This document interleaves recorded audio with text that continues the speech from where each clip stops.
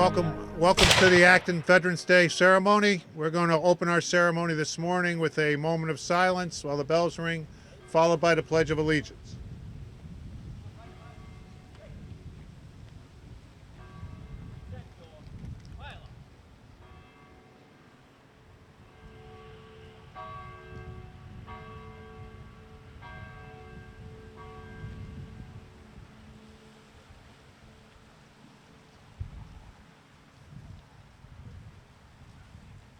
I pledge allegiance to the flag of the United States of America and to the republic for which it stands, one nation, under God, with liberty and justice for all.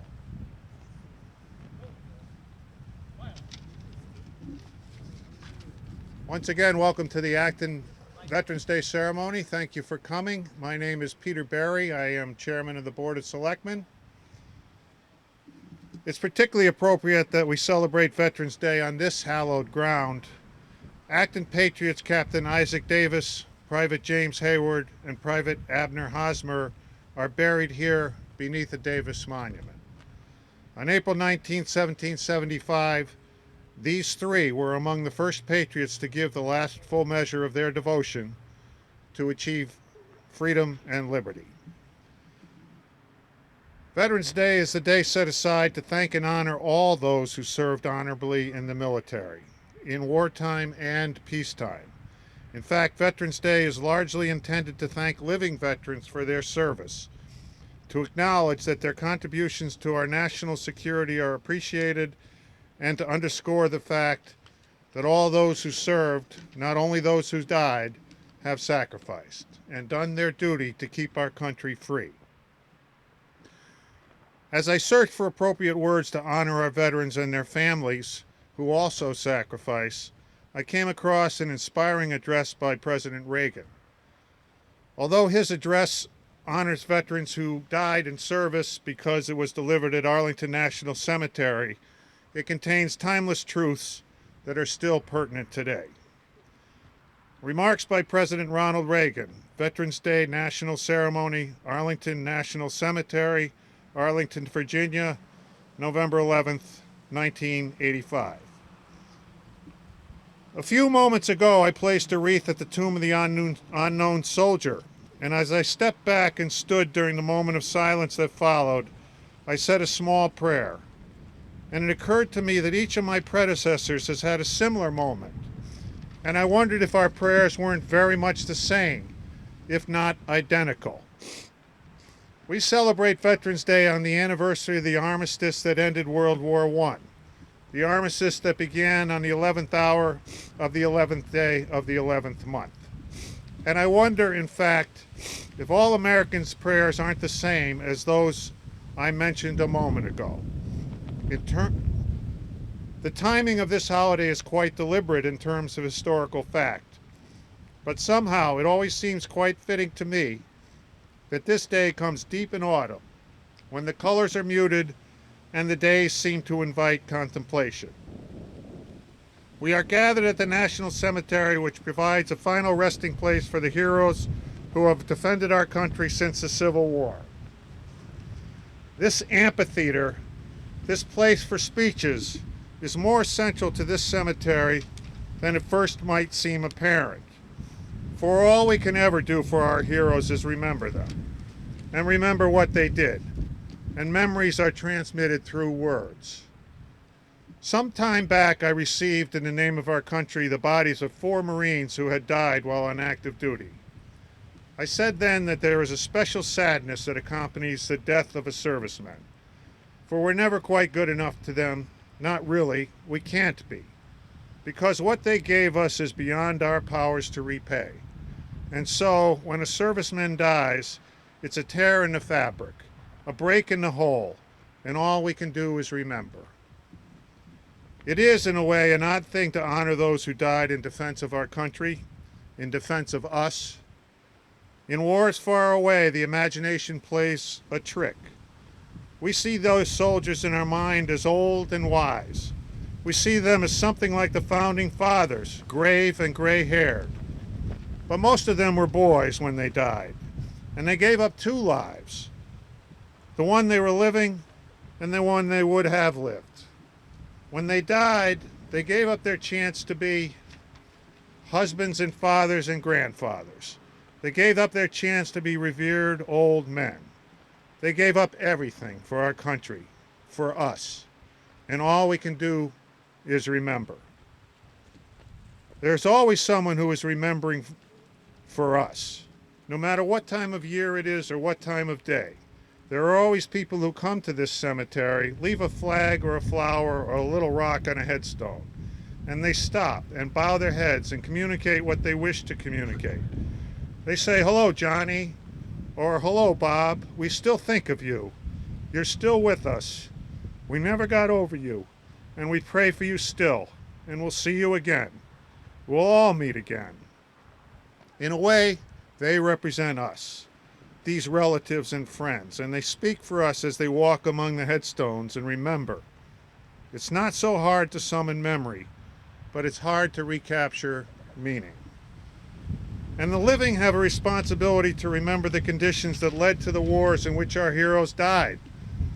Perhaps we can start by remembering this, that all of those who died for us in our country were, in one way or another, victims of a peace process that failed, victims of a decision to forget certain things, to forget, for instance, that the surest way to keep a peace going is to stay strong. Weakness, after all, is a temptation. It tempts the pugnacious to assert themselves. But strength is a declaration that cannot be misunderstood. Strength is a condition that declares actions have consequences. Strength is a prudent warning to the belligerent that aggression need not go unanswered. Peace fails when we forget what we stand for. It fails when we forget that our republic is based on firm principles, principles that have real meaning, that with them we are the last best hope of man on earth. Without them, we're little more than the crust of a continent. Peace also fails when we forget to bring to the bargaining table God's first intellectual gift to man, common sense.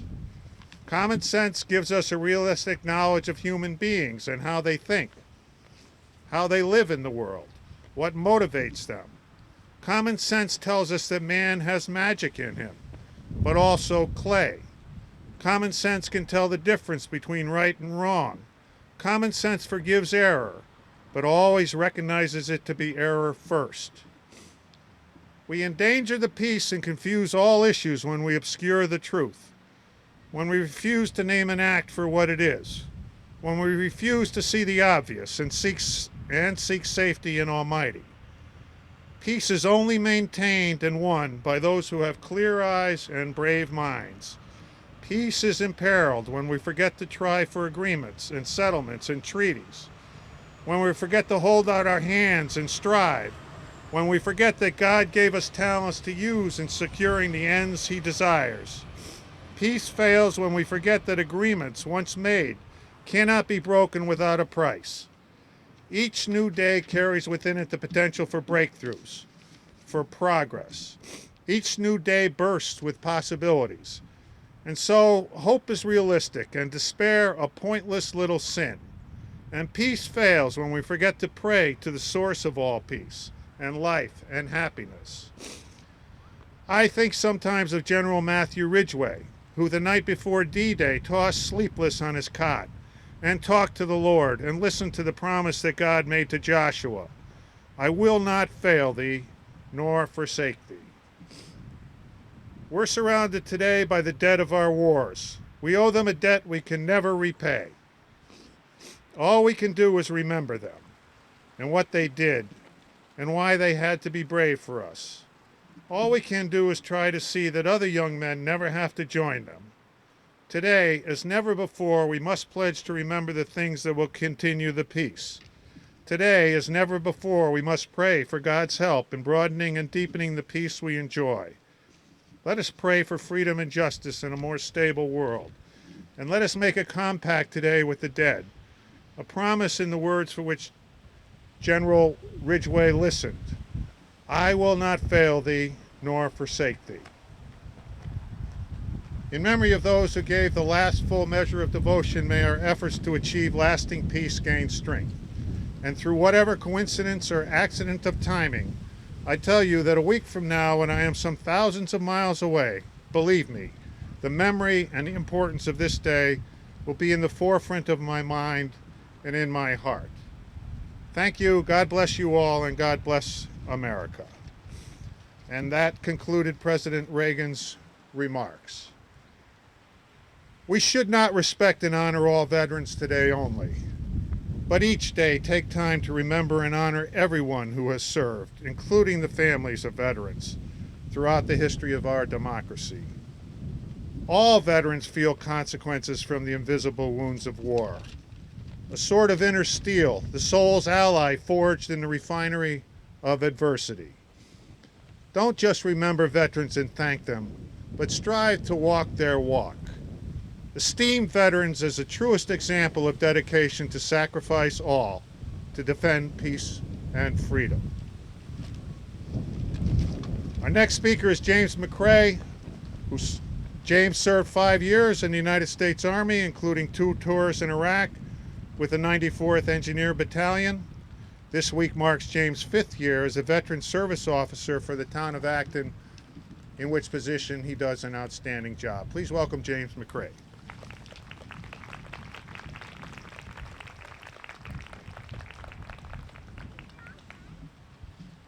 Good morning, everyone.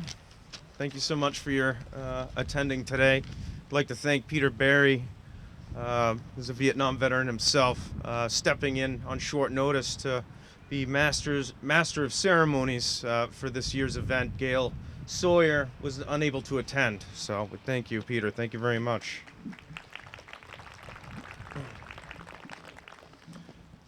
And I'm honored to be speaking with you all on such an important occasion. We're here today to honor our service members and to remember the sacrifices they've made, as well as the courage it often takes to serve our country. Thomas Paine once said, "Those who expect to reap the blessings of freedom must undergo the fatigue of supporting it." Many of you here today have borne that burden and experienced the fatigue of war in order to bring about peace. To you, I say thank you. This holiday serves as a reminder that it is ultimately the veterans that have given us our freedom and security by taking on such burdens. And while not all veterans see war, all who served in the military have expressed a willingness to fight if called to. Roughly fewer than 8% of Americans can claim the title veteran, and far less than 1% of our population is currently defending us in the global war on terrorism. A veteran is a title that very few hold. We have to appreciate that. And that's exactly why we're gathered here today. And with that, I'd like to introduce a fellow veteran, a veteran who served in Vietnam, longtime Acton resident, retired police officer for the town of Concord, and veteran service officer for the town of Concord, Dick Krug.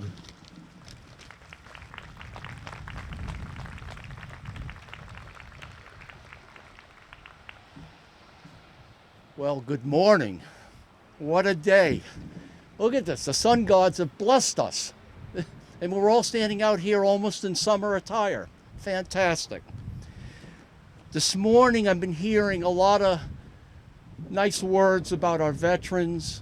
I'm hearing some nice words about service, about sacrifice, and I want to keep that theme going about the sacrifice that our veterans have made, as well as the sacrifices that the families of those veterans made. Because remember, this veteran can't go into war without leaving somebody behind that has to carry on, that person at home that has to keep the family running.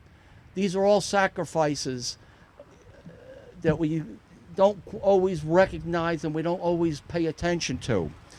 So with that theme going, what I'm going to do is I'm going to read you a letter. This letter was written by an Iwo Jima survivor. He's writing the letter to his mother the night before he hits the island. The letter is written on the 18th of February, 1945, and I want you to be able to read between the lines of the sacrifices this man is making and his mother is making to keep him in this war. I'm going to tell you right now, it's a bit of a tearjerker, so if I lose it, stay with me. I will finish it, I promise. Dear Mother, have been working on my equipment most of the day, and now, at an hour before lights out, I'm setting down to write to you. This evening, I loaded my ammunition in my clips for my carbine and for my revolver. Waterproofed my gas mask in case it gets wet or the boat sinks or turns over. They're well protected against the gas in case the Japanese use it. Before the evening meal, I put the finishing touches on my map of the island that we are going to attack. I'm packing my haversack. I have always find that there's more gear than I have room for, yet I don't like to throw anything away for fear I may need something later. Had the most delicious meal tonight. Turkey, mashed potatoes, asparagus, ripe and green, olives, celery, apple pie, and cheese, jelly, and tea. The men had the same meal at noon, plus cigarettes. We know it's 1945, right? Plus cigarettes and candy. At 7:45 this evening, 1945 hours in Navy time, the chaplain gave us a non-denominational service. The Jewish chaplain did a brilliant job in his 5-minute sermon. Everyone was touched by his words. He based his talk on pride, love, and faith. 3 weapons we will take with us besides our rifles when we hit the beach. He said, although our wives, mothers, fathers, and children are thousands of miles away, their love is very close, right beside us all the way. Tomorrow morning, we're looking forward to a most delicious and hearty breakfast. Fruit juice, eggs, steak, toast, and donuts. I have to stop here for a moment. He underlines the word steak. I am a cook, butcher, and baker during Vietnam. The Army clearly does not give you steak. What that was, the Army was telling him, this is your last meal. Think about it. Tomorrow morning, we are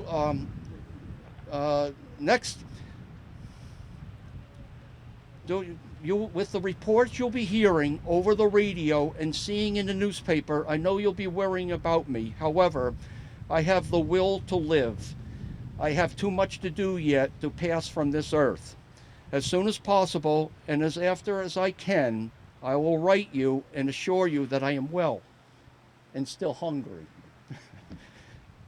Must take a shower now and then to the beach, to bed. For tomorrow is the big day. Lots of love, and he signs off. So today, again, thinking of those sacrifices, when you see your veterans here today and into the future, not just today, as the Selectman Berry said here, we should be honoring our veterans whenever we see them. Tell them, we thank them, we understand your sacrifices, and God bless America. Thank you.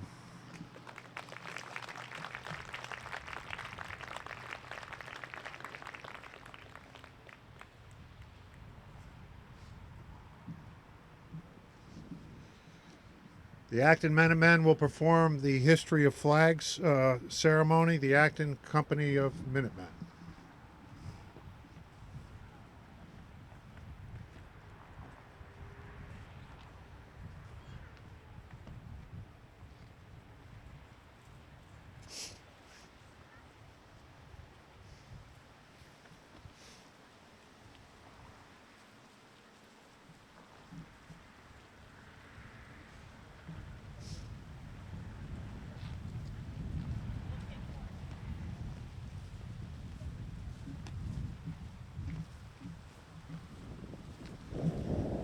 Take a couple of minutes here to distribute the flags amongst our volunteers from the crowd.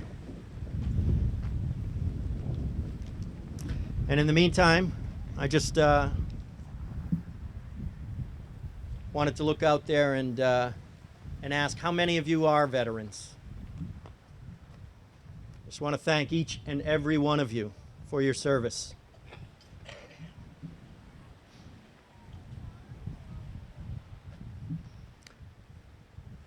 This presentation that we're about to give talks about some of the flags that men from Acton and women have fought under over the years, from before the Revolution until present day.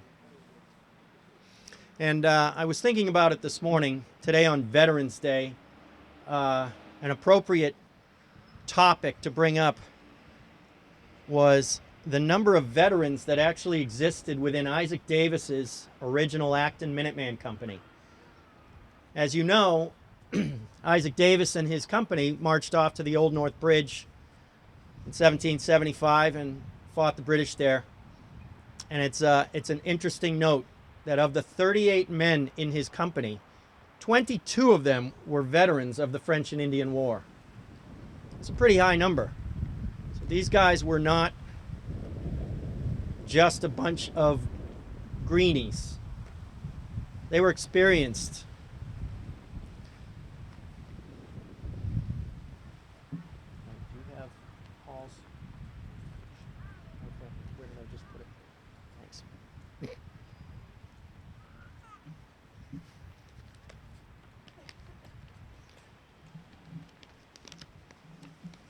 All right.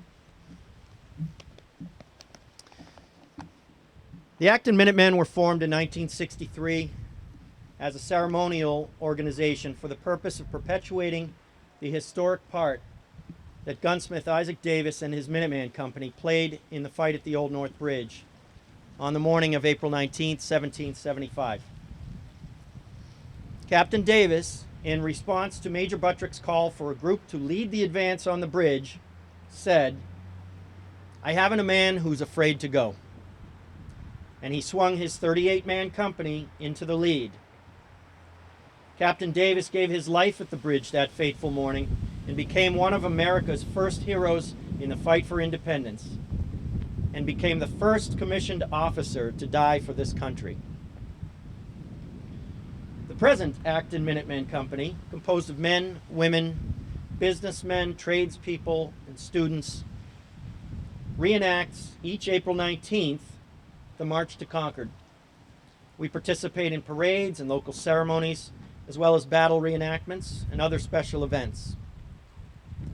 The group, completely voluntary and non-political, hopes by our participation in special occasions to help rekindle some of the spirit and appreciation of the heritage that made this country what it is today. The flag presentation, which you are about to see, is one of the special performances of our unit. I am the captain of the Acton Minutemen. My name is Steve Crosby, and together with James Powers, James Norton, the other James. Together with James Norton, we will give you this presentation. That should be narrator one. Hold on. Drum roll, please. Oh, the drummer's hanging. Oh, okay. All right. We respectfully dedicate this presentation of Flags of the Men of Acton to our foremost heroes and veterans of the Revolutionary War, the Civil War, and the wars of modern times. Men of Acton have served under many flags of our nation. Most notably are the Stars and Stripes, from the 13-star flag to the present 50-star flag. It is fitting and proper on this occasion, however, that we recall the banners of our heritage, the flags that men of Acton were first involved with during the birth of our nation, the banners that inspired and were inspired by the desire to be free from tyranny, but yet reflected the desire to carry forth some of the heritage of the mother country.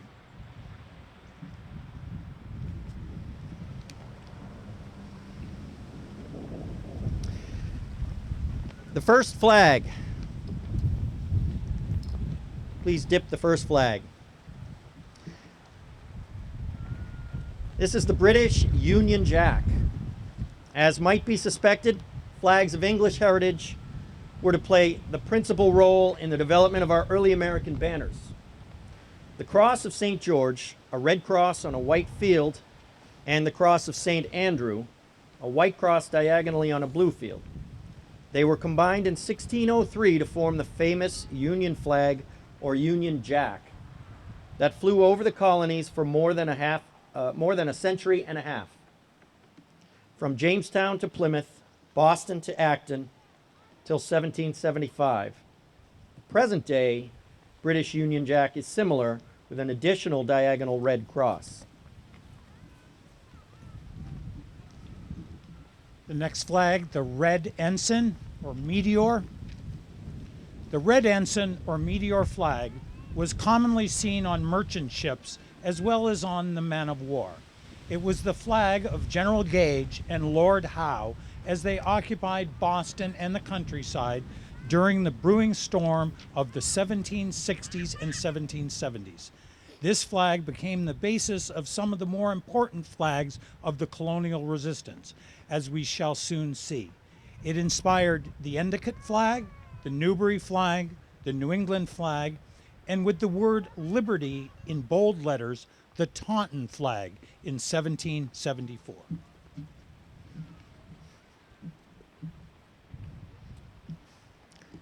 The third flag is the colonial ensign. As the New England colonies developed a flourishing maritime trade, a popular and widely used flag became this colonial ensign, a version of the red meteor. During this time, the colonists were busily devising all types of local flags. Another of these was the New England flag, substituting a blue field for the red field, causing it to resemble another British sea flag, the blue ensign. At the conclusion of a series of conflicts involving most European nations and their North American colonies in the first half of the 18th century, new problems arose between Great Britain and her colonies.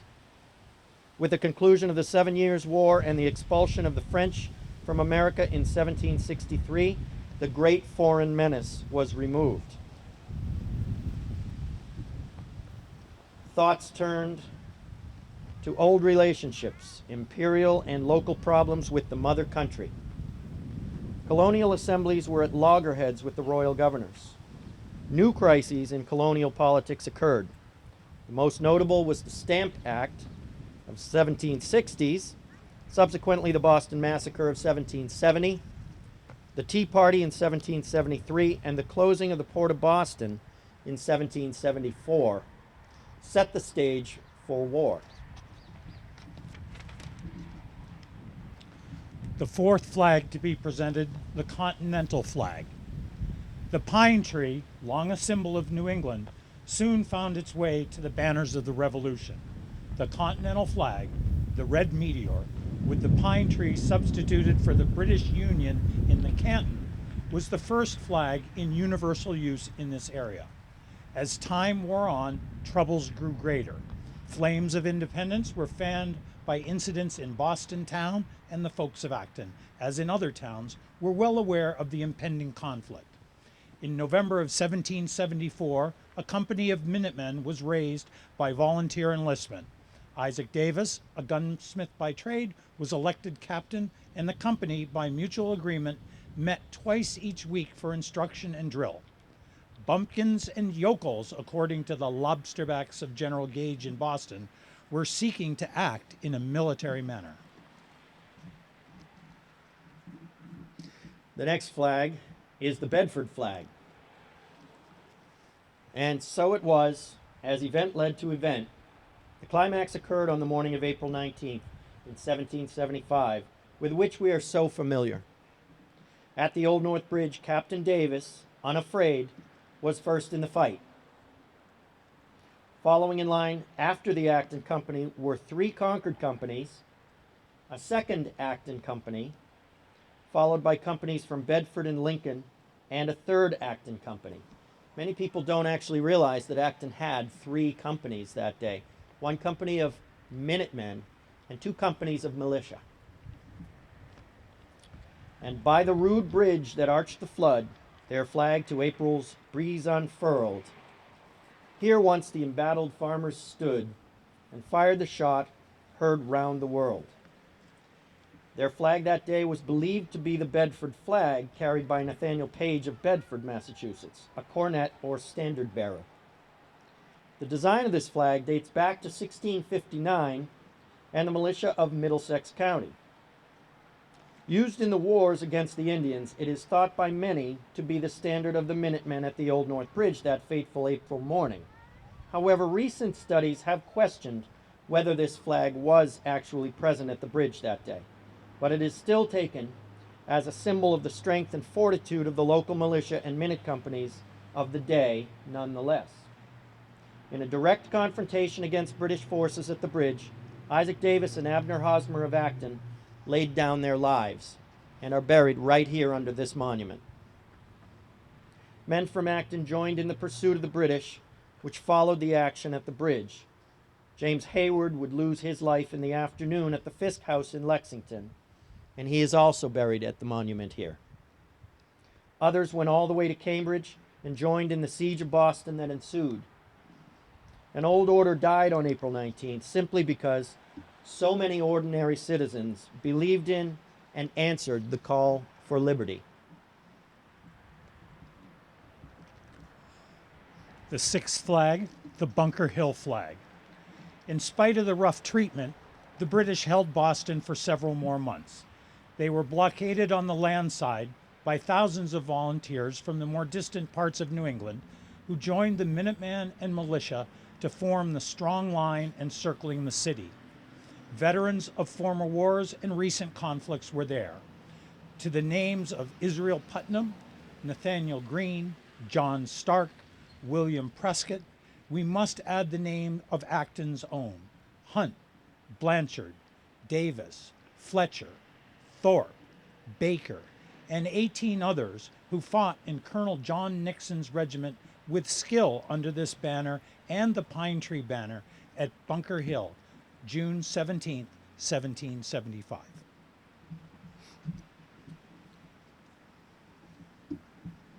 The next flag is the Union or Cambridge flag. In the latter part of 1775, the Continental Congress, recognizing the need for a continental flag, appointed a committee of Benjamin Franklin, Benjamin Harrison, and Thomas Lynch to journey to Boston and there confer with General Washington regarding a national flag. The idea of a new and opposing flag was not accepted unanimously. Remember, this was more of a civil war at that time. Some of the population still wanted to make amends with England, and the other part wanted to separate from her. Many hoped for reconciliation with England, including Washington, and the Conference of December 13, 1775 was a heated one.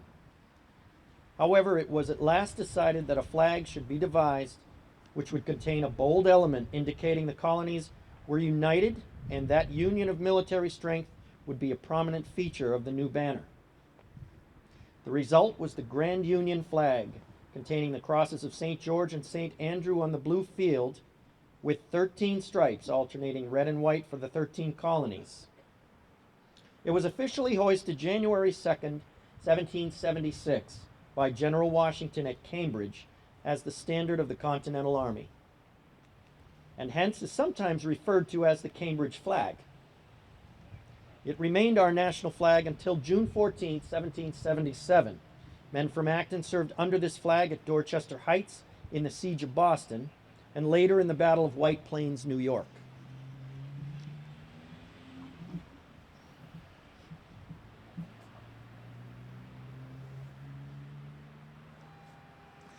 The eighth flag, the Liberty Tree flag. On March 17, 1776, Lord Howe and General Gage, under pressure of newly positioned cannon of the rebels, were forced to evacuate Boston. Before evacuation, however, General Gage chose to cut down one of the symbols of resistance, the Liberty Tree, the rallying point of the Sons of Liberty. While the union of the Cambridge flag was the flag of the nation, symbolic banners of local resistance continued to be used. The Liberty Tree banner was born to perpetuate the symbol of continued resistance to British rule in Massachusetts and the nation.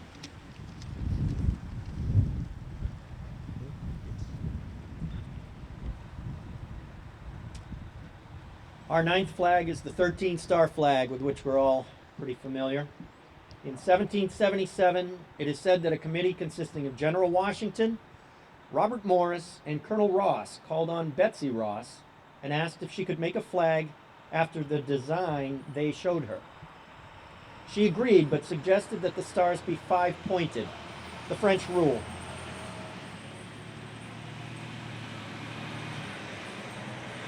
Rather than 6-pointed, the English rule. Legend has it that General Washington described the flag in these words: "We take the stars from heaven, the red from our mother country, separating it by white stripes, thus showing that we have separated from her, and the white stripes shall go down to posterity, representing liberty."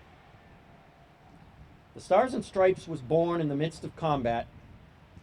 It was a banner of a people in travail, giving birth to a new nation founded upon liberty and freedom. Its first use is claimed at Fort Stanwix in Fort Schuyler, New York, during a siege of English and Indians. This flag was cheered by patriots at Valley Forge in the winter of 1777 and 8, and at the Battle of Yorktown. Men of Acton served under this banner thenceforth until a change occurred in 1795.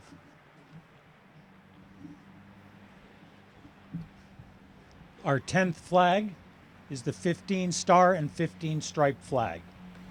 With the passage of time, new states were added to the Union, creating a new problem for our flag's design. It was intended that 1 star and 1 stripe would be added for each state. On May 1st, 1795, it was provided that by Congress that the national flag should have 15 stars and 15 stripes, representing the addition to the Union of Vermont and Kentucky. This flag, in use from 1795 to 1818, became affectionately known as the Star-Spangled Banner. It derived its fame flying over Fort McHenry during the British bombardment the night of, September 13th and 14th, 1814. Francis Scott Key, a Baltimore lawyer, was detained by the British while seeking the release of friends. After a night of anxiety, at dawn the flag still flew, and Key was inspired to write the immortal words of the Star-Spangled Banner. This banner also flew on the Constitution, on the Tripoli expedition of 1805, and was the first flag carried across the continent on the Lewis and Clark expedition in 1804 to 06. Men of Acton served under this flag during the War of 1812.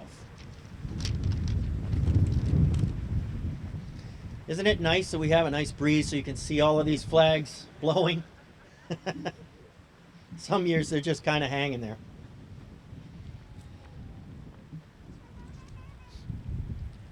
We would ask that if you're able, you stand for this final part of the presentation. Our final flag is the 50-star flag, which you see all around us and up at the top of the monument. In 1818, by act of Congress, the number of stripes was fixed at 13, and that after July 4th, 1818, only new stars would be added for each new state entering the Union. In 1818, our flag was 20 stars. By 1848, at the close of the Mexican War, our flag had 29 stars. 4 new stars were added between the Mexican and Civil Wars. In 1861, Acton's men served under the 34-star flag, and later in 1864, under the 36-star flag. Acton's veterans of the Spanish-American War fought under 45 stars. The 48-star flag, notable for its length of use, 47 years from 1912 to 1959, was the banner of Acton's fighting men in both World Wars. The 49-star flag was in use 1 year when it was superseded by 50 stars.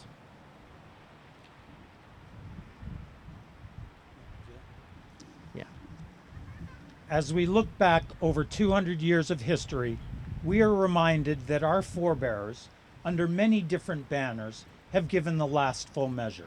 The last full measure to preserve the right of free choice in governing themselves, and the four essential freedoms: freedom of speech, freedom to worship, freedom from want, and freedom from fear. They remind us also that freedom is not without its price and its obligations, today as it was in their day. Acton's Minutemen of today march in memory of April 19, 1775, and those men who have gone since that time, with a new banner commemorating the heritage of the past, a pride and responsibility in the present, and a hope for the future. And we, too, are not afraid to go into that future. This concludes our presentation, and we want to thank all of you for coming out today to remember all the veterans that are among us and who are no longer among us. Thank you.